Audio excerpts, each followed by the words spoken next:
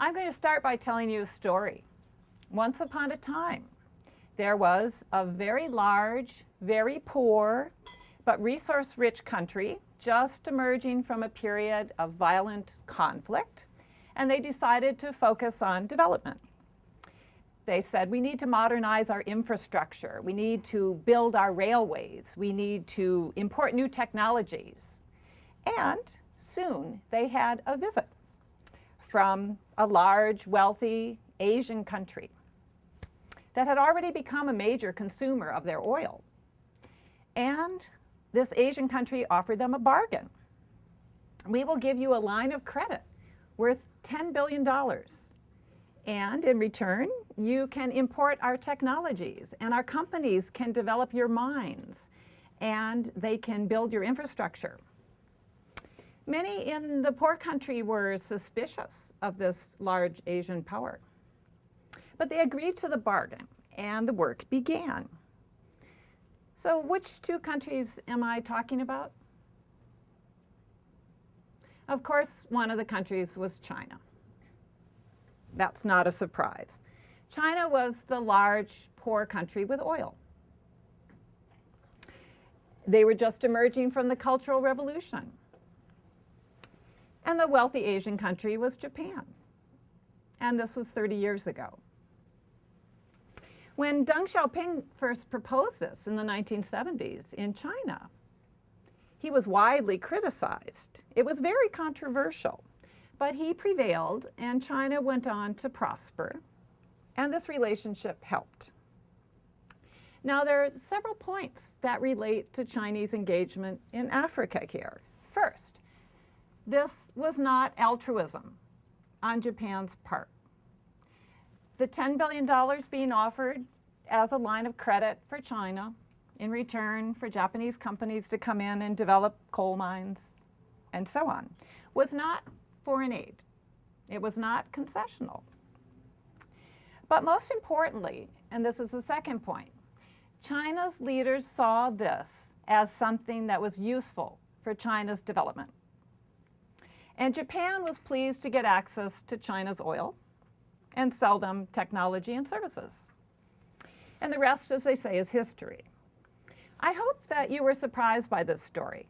Given how many people are here from Chinese studies, maybe you weren't. You already knew this story. But most of the people that look at China and Africa have no idea that China 30 years ago went through a similar kind of experience.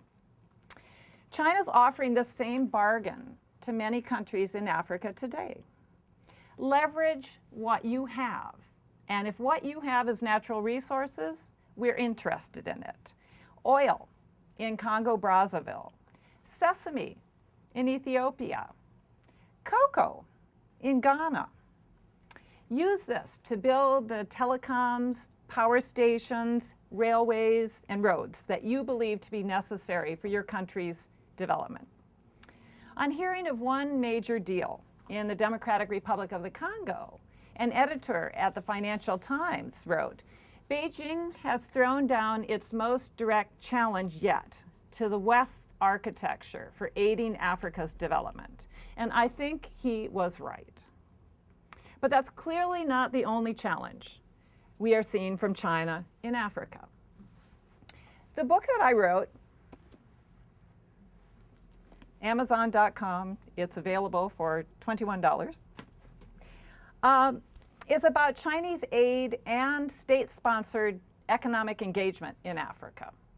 And in the course of writing it, I've touched on just about every aspect of Chinese engagement in Africa, except military. And when I first started writing this, I had a more academic title. I was going to call it something boring like, Chinese strategic engagement in Africa. And while I was traveling in Africa, my editor put it forward to her board at Oxford University Press with a different title. She called it Rogue Donor with a question mark, the real story of China and Africa. And when I found out about it, I said, I don't think so. This is not a good title. And I insisted that we change it. But you can still see versions of that title floating around on the internet, as Clay has said to me. But I did get it changed. But now that Sarah Palin has come out with her new memoir, Going Rogue, my editor is really upset with me because she wanted to have some tie-in promotions with Sarah Palin with our 2 books about rogues. But seriously, I wrote this book out of a mixture of alarm and scholarly curiosity. Both the West and China present distorted images of what's going on in their engagement. In China, in the Chinese media, this relationship is presented along wholly positive lines. We are good friends who help each other. China is a sincere partner. The Tianzan Railway is regularly trotted out as a symbol of China's selfless intentions toward the continent. On the other hand, when you read the newspapers in the West, you see almost the exact opposite picture. China is toxic. Chinese aid is toxic. China is making poverty worse. China gives billions in aid to prop up the Sudan and Zimbabwe. China's grabbing huge swaths of land across Africa. Much of this, in fact, is not actually true. China rising is a huge new phenomenon worldwide. There are many problems. There are many challenges in this phenomenon. But there's also a lot of opportunity. We need to understand it much better than we do. We need to move beyond these knee-jerk narratives and these superficial stories that Clay mentioned. And that's why I wrote this book. I first went to China 30 years ago as a language student. And a few years after that, I went to Africa to study Chinese aid. So I have been working on this a long time, as Clay mentioned. From all of this experience, I can tell you that it's not easy to do this research. The Chinese government does not give out very much information. They don't make it easy.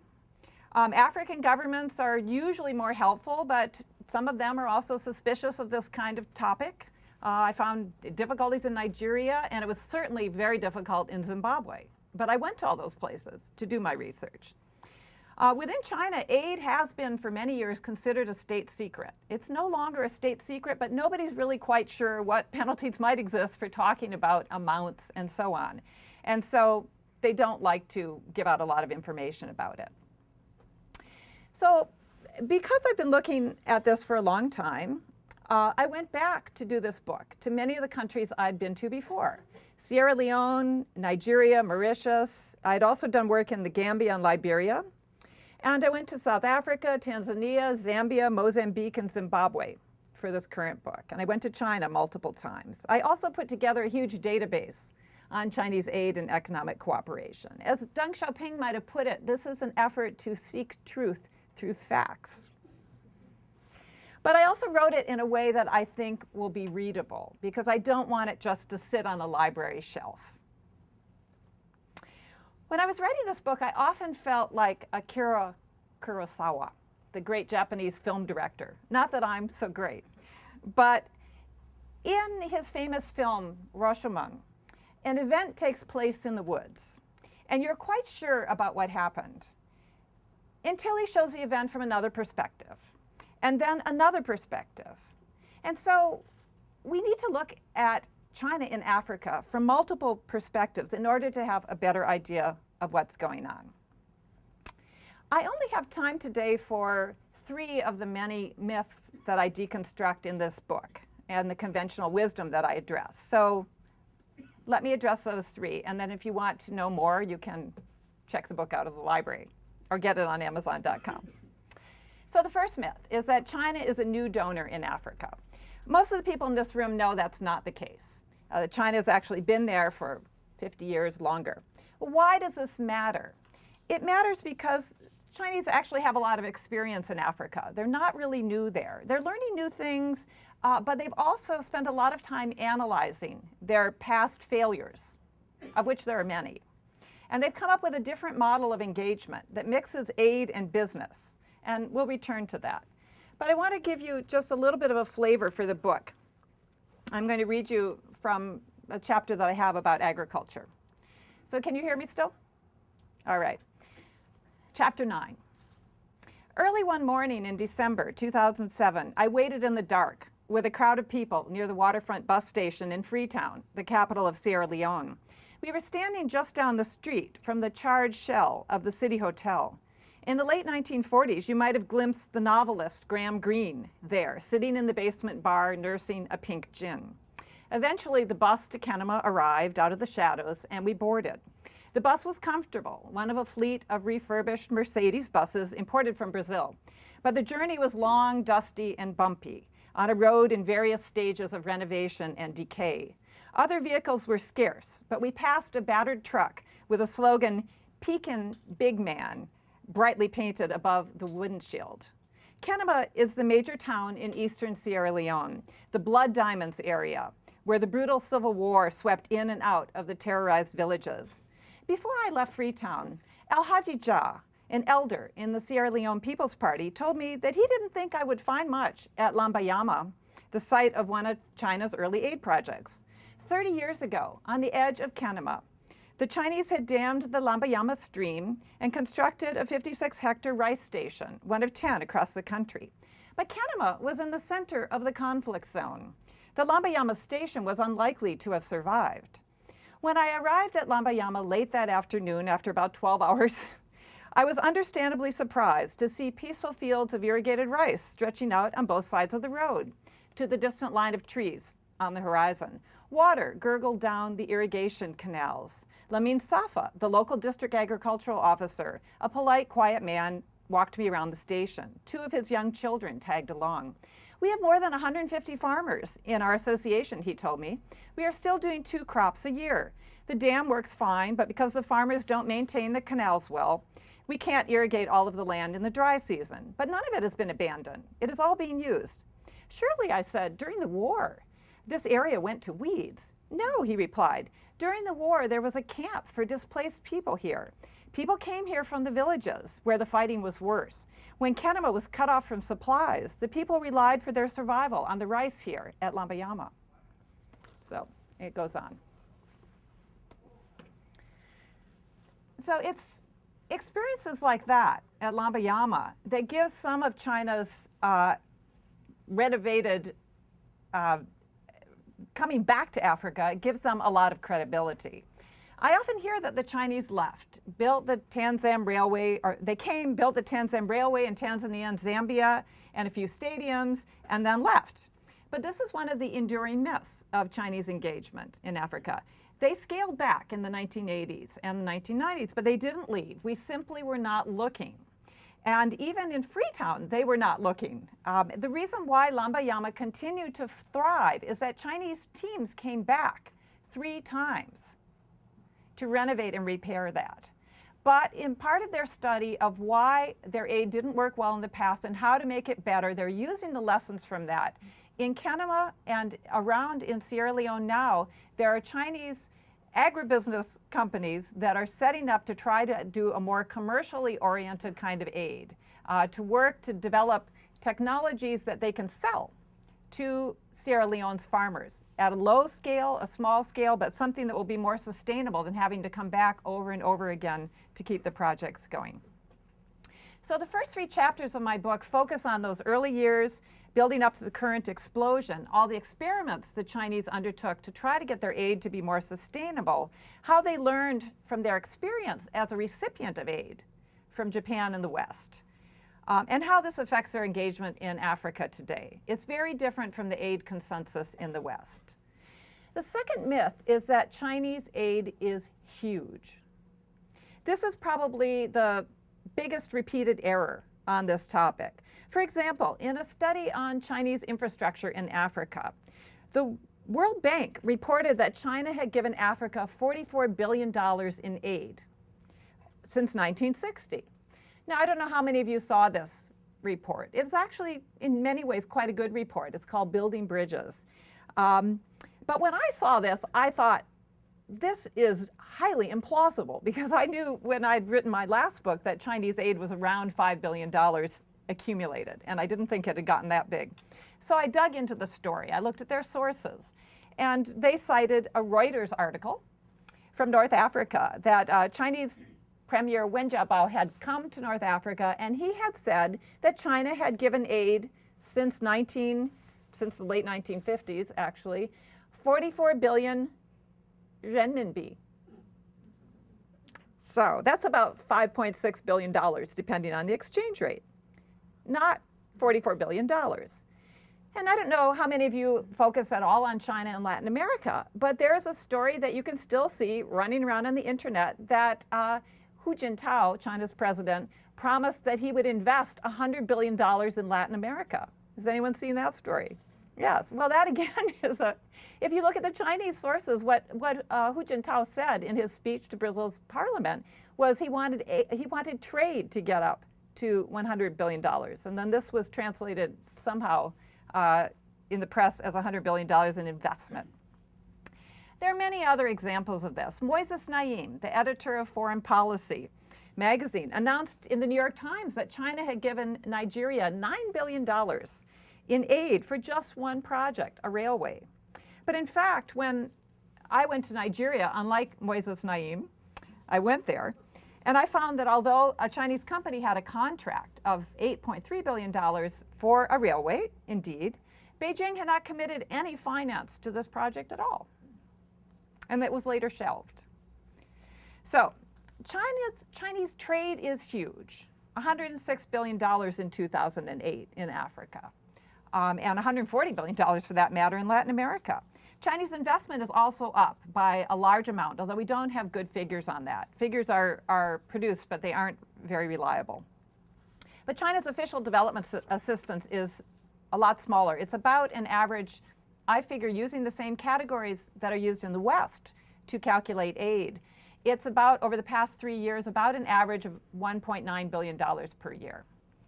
This is far smaller than most people believe. The third myth, Chinese aid and engagement in Africa are all directed toward getting oil or minerals of one kind or another. Now, this is going to be the most difficult of my arguments and most controversial. But I say this because that's what the evidence shows. First of all, the evidence on Chinese aid, particularly the grants, the zero-interest loans, even the concessional loans, shows that it is primarily, at least the grants and the zero-interest loans, are primarily political. They're spread across Africa. Countries that have resources, countries that don't have resources, countries that are richer than China, countries that are poorer. Every country in Africa, except Swaziland, has received aid from China. And this includes Mauritius, South Africa, countries that are a lot wealthier than China. The main criterion is not that you have resources, but that you have diplomatic ties with Beijing, not with Taipei.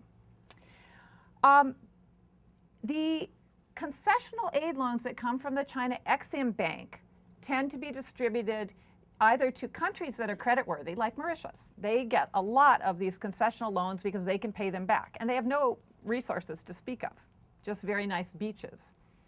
And China's not interested in importing that. Or a creditworthy project, like a telecoms project, a wireless network that can make money and repay the loan. What about, you might say, these very large loans we read about in the newspapers? We've heard about $9 billion for the DRC or $4.5 billion for Angola.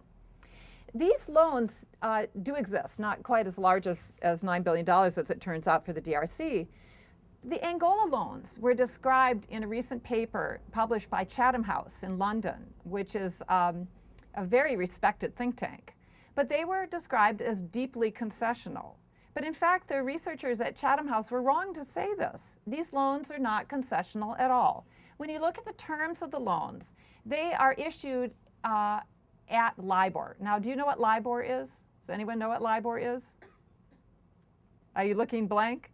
Good, I can teach you something. Most of the people that work on China and Africa are only now becoming aware of what LIBOR is also, and that's why we've made a lot of mistakes in the past. I don't put myself in that category because I know what LIBOR is. LIBOR is the London Interbank Offered Rate, LIBOR. It's a standard market rate for loans given from one bank to another. And so often when you get a loan, even your credit card might be, the interest rate might be LIBOR plus 2%, LIBOR plus 10%. That's what many loans will be offered. It's a variable rate. So as LIBOR changes, so the rate will change. And these loans in Angola were at LIBOR plus 1.5%. That's not concessional. Banks don't give foreign aid to each other, so it's a market rate. In the Democratic Republic of Congo, the loan that's going to be paying for $3 billion worth of infrastructure is set at LIBOR plus 1%. This is a very good rate, but it isn't foreign aid. It's a market rate. And the Chinese never describe this as foreign aid. Finally, oil and minerals are a very large part of China's interest in Africa. I don't mean to deny that at all. It's very clear. But let's disaggregate some of the numbers. Year to year, infrastructure contracts that are signed by Chinese companies are actually far larger than any of the estimates we have on investment. In 2007, for example, Chinese companies signed contracts to build infrastructure of various kinds worth $29 billion. And the figures for investment that year were just several billion dollars, very small. And in 2008, it was even higher. And these contracts are for building telecoms, they're for building roads, railroads. Some of them might be for constructing mines, but they're all construction contracts of various kinds. Chinese finance is only going to pay for a fraction of this. The others are going to be paid for by local governments that have money. For example, in Nigeria, the Chinese company CCECC is China Civil Engineering Construction Corporation. I think they were one of the companies that helped build the Tanzam Railway. They had done more than 20 different contracts for the Nigerian government that were all paid by the Nigerians who have oil. And many other Chinese companies are looking at opportunities like this. Others are going to be paid by the World Bank or the African Development Bank. And Chinese companies are winning half of all of the contracts being issued for infrastructure by the African Development Bank. So that's where they're making this money with this infrastructure. And then do you know what China's single largest investment in Africa is so far? Now, when I ask this question, people start thinking, no, is it the DRC, Zimbabwe, Sudan? The single largest investment so far is 20% of Standard Bank in South Africa for $5 billion. So that's the single largest single investment. And why did China Industrial and Commercial Bank, which is China's largest commercial bank, why did they purchase this? They want to learn from a more experienced partner who develops projects in other parts of Africa. So right now, one of their large projects that was recently signed was a several billion dollar electric power plant. It's going to be coal-fired, which is not going to be great for the environment, in Botswana. Botswana is a peaceful, democratic country. They are going to be developing power and selling it back to South Africa. So it's projects like this that the Chinese want to get in on. They want to finance public-private partnerships so that Chinese companies can be producing energy and sell it on to African governments in ways that will be sustainable. They want to finance Chinese companies to build roads that will be toll roads that can be repaid, just as they are in Beijing, or toll bridges. It's not a coincidence that many of the large resource deals that we see in Africa are being headed by Chinese construction companies rather than Chinese oil companies or Chinese mineral companies. It's because they prefer less complicated deals. But as a Nigerian official said to me, the West comes here to Nigeria and it's oil, oil, oil. But the Chinese come and they are interested in everything. What about the impact of Chinese engagement? What impact is it having on development in Africa? I focus on three areas: agriculture, industry, and governance. Now, the two chapters on agriculture, I read you a little bit from one of them. They give the background on Chinese engagement in that sector, aid and business. But they also deconstruct the myth that China is orchestrating huge land deals across Africa. Now, I was prepared to believe this. I had read so much about it, and also I know that Chinese companies do have large land deals in Asia, in the Philippines, for example, and in Indonesia. So this is something I've been able to confirm. It is true. But I looked into reported large land deals in Zimbabwe, in Zambia, in Mozambique, in Senegal, and none of these turned out to have any substance. So I was quite surprised to find that. this could change because the land-labor ratios, there's so much land in Africa and so much of it is so underdeveloped. But at present, Chinese investors believe that agriculture in Africa is, as one Chinese analysis put it, it's not a good chew on the bones. So I guess if it was a good chew on the bones, they would be going after it, and it's not. Now, what about manufacturing? We hear that Chinese imports into Africa are wiping out the manufacturing sector across the continent. There is a lot of truth to that. In the textile industries have been decimated by Chinese imports of textiles and garments. But this has been going on for a long time, not just with China, but with imports from a lot of other countries. And in the 1990s, when African countries liberalized their trade, this is when their import substitution textile industries were really hit badly. So what's happening now is the tail end of a process that's been going on for about 15 years. But what about other areas? Well, as I report in the book, in 2007 and 2008, we started seeing a lot of headlines coming out of China in the area around the Pearl River Delta and the coastal regions in Zhejiang and other industrial centers of China. And what they were saying was that pressure for restructuring is rising, that China wants to move out of the low end of manufacturing, the labor-intensive, energy-intensive, frankly, the polluting industries, the not in my backyard industries, the leather tanneries, the other kinds of low-end, early-stage industries. Beijing wants to move up the value chain. And one sign of this is the 2008 labor laws that were passed in China. And now higher minimum wages, better protections for labor, social securities, all of these raise the cost of labor. And American companies were amongst the many that protested about this terrible thing that was happening to their workforce. But now Chinese workers are going to be getting a better deal, and the pressure rose on Chinese companies. Now, many of them will move to the West. Many of them will move to Vietnam. This has been temporarily suspended because of the economic crisis, because all the companies that lost their orders and had to fire people. So for political reasons, this restructuring is not being pushed quite yet, right at the moment, but it will resume. And some of these companies are being strongly encouraged to come to Africa. Now, there are innovative programs that the Chinese have put in place for this. Two of them are an equity fund, a venture capital fund, $5 billion eventually. Right now it's at $1 billion. And this will provide equity from the China Development Bank. It's owned by them. It will provide equity shares, never more than 50%, for joint ventures in Africa. The Chinese government has also made an arrangement to set up to 7 overseas special economic zones. And this was one of the things that kick-started China's own development back in the 1980s. And these are being developed in a very interesting model. They're being developed not with the Chinese government coming in and setting these up, but they're done in a competitive tender within Beijing. They had 2 of these in 2006 and 2007. 110 companies took place. They put together proposals. They brought their proposals to Beijing. The proposals went before a panel with professors from the universities and experts from China's own special economic zones. And they reviewed the proposals and they chose them.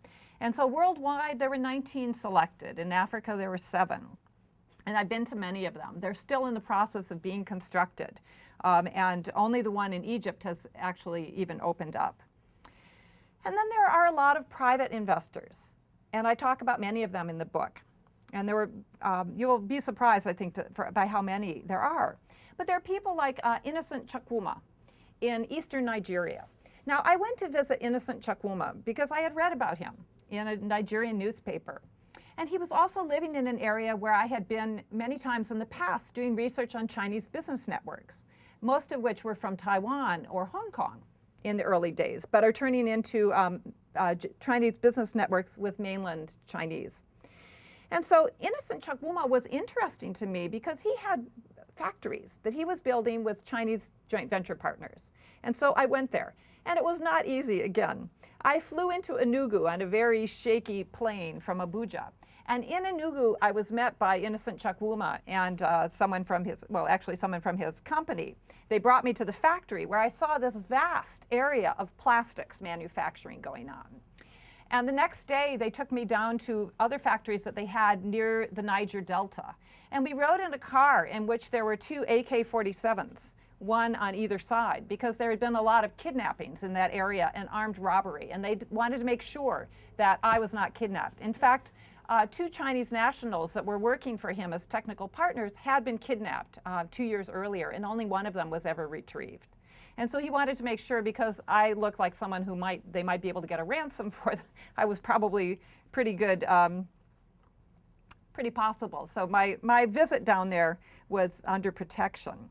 But I went to the various factories and I asked Innocent Chukwuma, how was he able to compete with China? He was producing plastics. And I had read in the newspaper that the plastics industry in Nigeria was wiped out by Chinese competition. How can you do this? He said to me, I have a tire factory in China with some partners, Chinese partners, so I know how things work in China. He said, I pay my workers here the exact same amount that I pay my workers in China, so my workers cost the same. He said, I get my raw materials here in Nigeria because we produce oil, and that's what plastics are made from. And he said, I have distribution networks all over Nigeria and the neighboring states.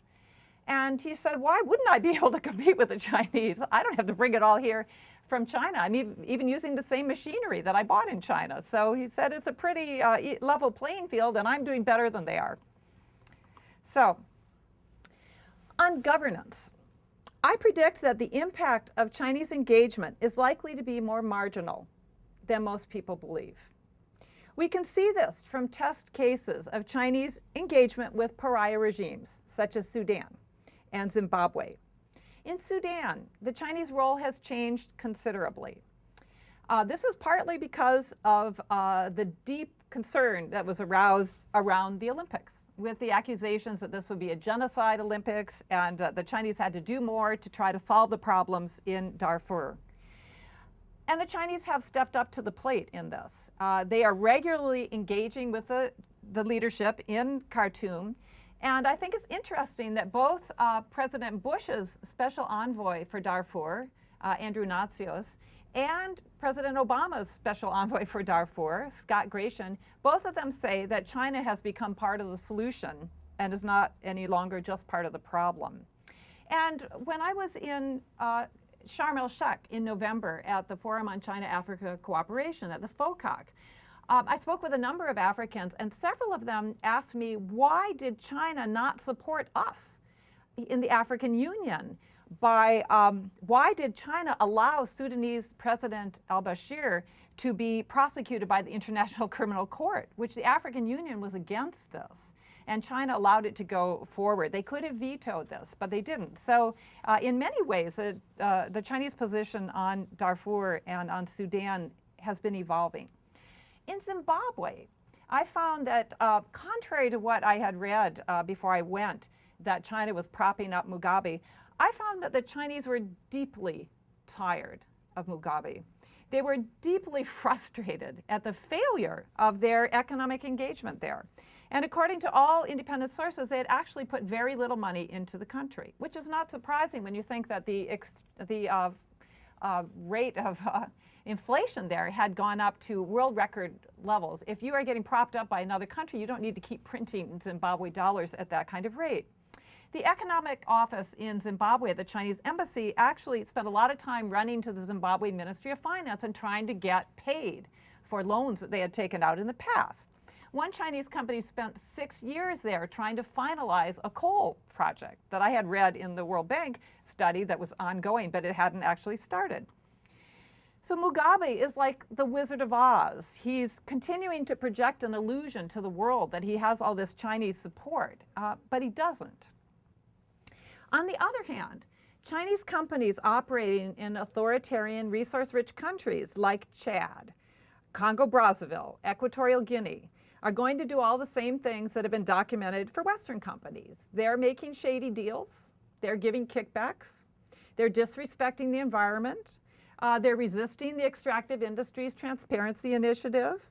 Their labor standards are even worse than Western companies, even if they actually employ far more African labor than most people believe. And I'll tell you a sad story, which I think shows, as an anecdote, but it shows the truth of my statement about the employment of African labor. In 2005, some of you may know that there was a tragic explosion at a Chinese factory in a mine in Zambia, and this was a Chinese explosives factory. There were about 53 people killed in that explosion, and it set off a round of anti-Chinese sentiment in Zambia, which still persists and has been politically manipulated by Michael Sata. But the sad, the part I want to emphasize about that story is that all 53 of the people that were killed in that explosion were Zambians. And so on the one hand, this is an awful tragedy. It is a very sad thing what happened. But these were not Chinese workers. These were African workers that were in a factory with inadequate safety standards. But there was not a single Chinese worker in that factory. And so I think this is an example of the reality of the situation, that there will be many more Africans employed, but their situation is not going to be necessarily very good working conditions. In fact, they're probably going to be difficult. So, on the other hand, the large Chinese loans that go into these African countries are much less likely to be embezzled than loans from the West. And why do I say that? I say that because the Chinese do not give cash.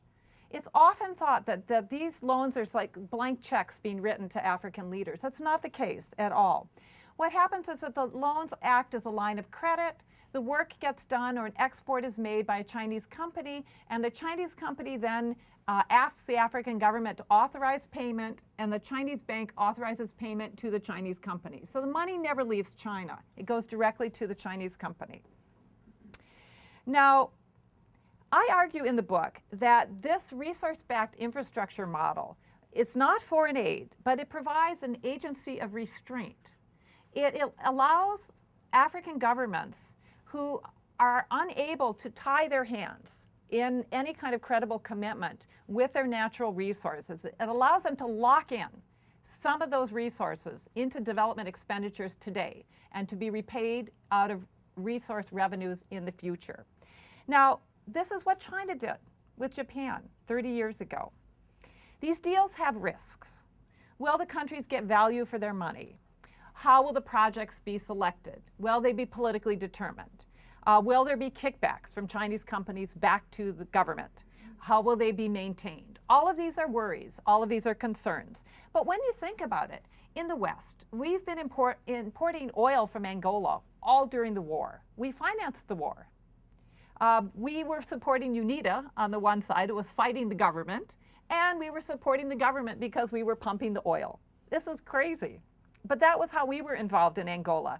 And the money that went in from the oil that we were pumping with our companies went into the government, and they did what they wanted with it. They fought the war, they built up their Swiss bank accounts, what have you. As an African official said to me, with the Chinese, you never actually see the money. In conclusion, I just want to emphasize that Chinese aid is different from the West. And they're different for at least 3 reasons. First of all, their core ideas about development are different than ours are. And they're derived from China's own development experience.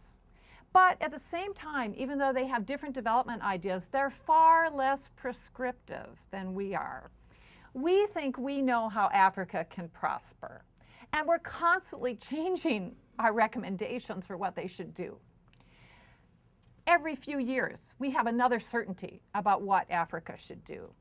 The Chinese recipe is much simpler. At home, they say, to get rich, build a road. And so they focus their aid on infrastructure. They believe agriculture is the foundation, industry is the leading edge. So they put their aid and their economic engagement into agriculture and industry. The second reason is that China's experience as a recipient of aid and loans from the West and from Japan has influenced their thinking about how countries can use aid and development finance for mutual benefit. It's not altruism. And in truth, a lot of the aid that comes from the West is not all about altruism either. The United States, for example, used to routinely report how much of each dollar sent out in foreign aid actually came back in American goods and services. And we've been very reluctant to untie our aid in America. And finally, it's different for the third reason, which is China is becoming an East Asian developmental state, along the lines of Taiwan, Korea, and Japan. We know what this looks like. State intervention to promote economic prosperity. We just haven't seen a country working like this in Africa on this kind of scale. So this book is a window into a changing world. It's a topic with great importance for Africa and for those who care about development on the continent. We can see China's rise as a threat. In many ways it is. There is going to be more competition. There's going to be less regard for the environment. There's going to be lower social standards. And it will be neutral at best for governance. Or we can see it as an opportunity for business engagement in a part of the world where no one's been interested in investing. For manufacturing, of which there is a growing trend of Chinese companies. For infrastructure, in an area where production costs are 40% higher than they are in other parts of the world because the infrastructure is so poor. But first of all, we need to understand it better. We need to understand it from a base of realism. We need to understand it with real evidence. And this will help us to engage more effectively over this new phenomenon and to engage with the Chinese. That's why I wrote this book, and I hope you will read it. Thank you.